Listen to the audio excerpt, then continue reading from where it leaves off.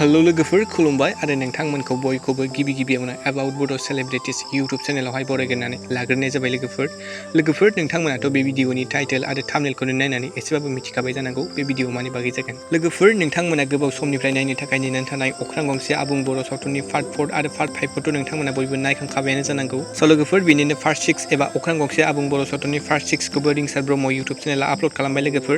नोंथांमोना जाय नायाखै दासिमबो नोंथांमोना रिंसार ब्रह्म इउट्यूब चेनेलावहाय थांनानै नायनो हासिगोन लोगोफोर। बिथांमोना अलरेडि पार्ट 6खौहाय आपल'ड खालामबाय। ओमफ्राय लोगोफोर नोंथांमोना जाय दासिमबो अख्रां गंसे आबुं बर' सावथुननि पार्ट 4 आरो पार्ट 5खौ नायाखै नोंथांमोना रिंसार ब्रह्म इउट्यूब चेनेलावहाय थांनानै नायनो हासिगोन लोगोफोर। लोगोसेनो पार्ट 6खौबो बिथांमोना आपल'ड खालामखाबाय। ओमफ्राय लोगोफोर नोंथांमोना जाय अख्रां गंसे आबुं बर' सावथुननि पार्ट 6खौ नायखांबाय नोंथांमोना कमेन्टआव खोन्थाहरदो लोगोफोर नायना माबायदि मोनदों। ओमफ्राय लोगोफोर नोंथांमोना अख्रां गंसे आबुं बर' सावथुननि पार्ट 7खौ सोर नायनो थाखाय नेनानै दं एबा एक्साइटेड जानानै दं कमेन्टआव खोन्थाहरदो लोगोफोर आरो नायनो थाखाय एसे नेनानै थादो लोगोफोर। आसा खालामो रिंसार ब्रह्म इउट्यूब चेनेला अख्रां गंसे आबुं बर' सावथुननि पार्ट 7खौबो थाबैनो आपल'ड खालामगोन।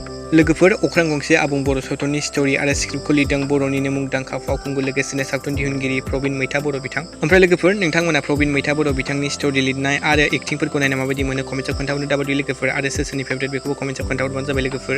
आरो बे सावथुनाव जों गाहाय फावखुंगुर महरै फाव खालामनायखौ नुनो मोन्दों बर'निनो जाखांफुनाय मुंदांखा फावखुंगुर बिबेक गयारी बिथांजों लोगोसे बर'निनो मुंदांखा फावखुंग्रि फुजा मोसाहारि बिथांखौ। ओमफ्राय लोगोफोर बे सावथुनाव फाव खालामबावदों बर'निनो गोबां गोदान आर्टिस्टफोरा। स' लोगोफोर नोंथांमोना जाय दासिमबो अख्रां गंसे आबुं बर' सावथुननि पार्ट 6खौ नायाखै नोंथांमोना रिंसार ब्रह्म इउट्यूब चेनेलावहाय थांनानै नायनो हासिगोन लोगोफोर। बिथांमोना पार्ट 6खौ अलरेडि आपल'ड खालामखाबाय। स' लोगोफोर दिनैनि सर्ट आपडेटआ बेनोमोन। नोंथांमोना भिडिअखौ नायना मोजां मोनोब्ला लाइक खालामबानो जाबाय आरो सोरबाफोर चेनेलाव गोदानै फैदोंब्ला साबस्क्राइब खालामना होबानो जाबाय बेबायदिनो आपडेट्स भिडिअ मोनबाय थानो थाखाय। स' लोगोफोर दिनैनि भिडिअआ एसेनोसै गोजोन्थों एन्ड थेंक्स फर वाचिं।